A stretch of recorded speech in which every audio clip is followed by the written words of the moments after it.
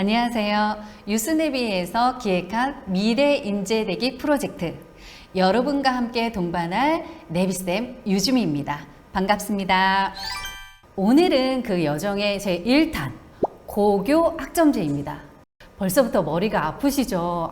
나 이거 싫은데, 나 기존의 어떤 학종이라든가 아니면 수능도 머리가 아픈데 왜 고교 학점제인가 라고 생각하시는 분들도 굉장히 많으실 거예요. 근데 함께 생각을 해보실 게 우리가 아실 거예요. 근데 이게 피할 수 있는 게 아니다라는 것을 아실 거고, 그러면 함께 우리가 즐겁게 그 여정을 떠나보는 게 어떤가라는 생각에 고교 학점제를 들고 왔습니다. 서울대든 아니면 많은 대학의 인재상 중에 비판적 사고력을 굉장히 중요하게 여기거든요. 그 파트가 가장 중요한 게 왜를 생각하시는 겁니다. 따라서 저는 여러분과 함께 왜 이걸 해야 되지? 그리고 어떻게 해야 되지? 그래서 내가 무엇을 정해야 되지? 라는 것을 스텝 하나 같이 가고자 합니다. 자, 함께 출발을 해 보겠습니다. 화이팅 하겠습니다. 그러면 이제 좀 전에 말씀드린 것처럼 왜 우리가 고교 학점제를 해야 될까? 이렇게 어려운 걸 왜 해야 될까? 라고 하는 것을 생각해 보실 수 있습니다. 자, 화면 위로 아마 보이실 거예요. 뭐가 보이느냐? 우리 현실의 교실의 모습을 한번 아마 화면으로 띄워 볼 텐데요. 보고 뭘 느끼시나요? 지금 이게 현재 우리 교실의 모습인데요. 어떻게 하죠? 앞을 보고 있어요. 많은 학생들이 줄을 서서, 물론 서 있지는 않지만 앉아서 한쪽 방향만을 보고 있습니다. 그것이 의미하는 것이 무엇인가를 한번 생각해 보셔도 돼요. 그래야 내가 여기서 좀 탈피해야 되겠구나 라고 하는 생각을 하시게 될 겁니다.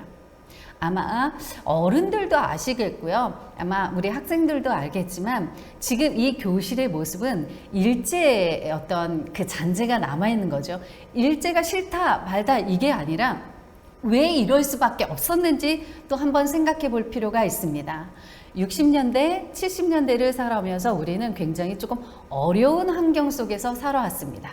그래서 한 공간에 50명, 지금은 30명으로 줄었지만 그 안에다 많은 학생들을 두고 앞에 선생님이 한 가지를 향해서 같이 배워가고 그것이 정답이다라고 하면서 많은 교육을 받아왔습니다. 그게 나쁘다고 얘기할 수는 없어요. 왜냐하면 그때 당시는 다들 어려웠고 키워드가 뭐였냐면 효율성이었어요. 효율적으로 교육하는 게 그때 당시에 어쩌면 가장 현명한 방법이었을 수도 있습니다. 왜냐하면 머리 좋으신 분들이 그렇게 했다라는 데는 이유가 있다라는 거죠. 따라서 지금 현재 그것을 무조건적으로 무비판적으로 비판할 수는 없어요. 하지만 이제는 시대가 변화하고 있다라는 거죠. 앞에서 선생님이 수학은 이렇게 해야 돼. 국어는 이렇고 사회는 이거야. 이것이 정답이야. 그러니까 너네들은 이렇게 배워야 돼. 라고 하는 것이 그때 당시에는 맞을 수는 있었지만 지금 현재는 다를 수 있다라는 거죠. 조금 이해하시겠죠? 그래서 아쉬웠던 거는 뭐냐면 많은 교육학과를 지원한 학생이라든가 많은 학생들이 예전의 교육을 무비판적으로 비판하는데 그럴 수밖에 없었다라는 걸 말씀드리고, 하지만 이제는 달라져야 한다라는 거죠. 그때 당시의 키워드는 산업화. 그래서 대량 생산으로 많은 것을 생산하고 많은 것을 그 효율적으로 생산할 노동자가 사실은 필요했었다는 거죠. 키워드가 뭐였죠? 효율성과 노동자였습니다. 그러면 아마 아실 거예요. 우리 그렇게 외웠잖아요. 비교하죠. 예전에는 효율성과 대량 생산이었습니다. 그럼 지금은 어떻게 되죠? 효율성이 아니라 각자가 다름을 인정하는 그런 측면에서 각각 다른 교육을 실시해야 되고요. 산업화가 아니라 제4차 산업혁명에서의 AI나 인공지능이나 다른 산업이 지금 대량 생산이 아닌 다른 부분의 어떤 산업이 전개되고 있다라고 하는 거죠. 그러면 교실의 모습이 어떻게 달라져야 될까요? 아마 화면 위로 떠지게 되겠죠. 대비되는 모습이 들어올 거예요. 아마 앞을 향해서 바라봤던 교실의 모습이 아니라 원탁의 교실 속에서 함께 토론하는 모습이 진행돼야 되죠. 왜 그런지는 이제 함께 좀 전에 얘기한 것처럼 시대가 변화했습니다. 그 중심에 뭐가 있다? 고교 학점제가 있습니다. 사실은 심심해서 또는 여러분을 힘들게 하기 위해서 고교 학점제가 들어온 게 아니라요. 미래가 원하는 인재상이 변화했습니다. 그러면 그 인재를 발굴, 양성해야 하는 교육이 변화해야 된다라는 거죠. 그거는 서로 아마 동의할 거라고 저는 생각을 하고요.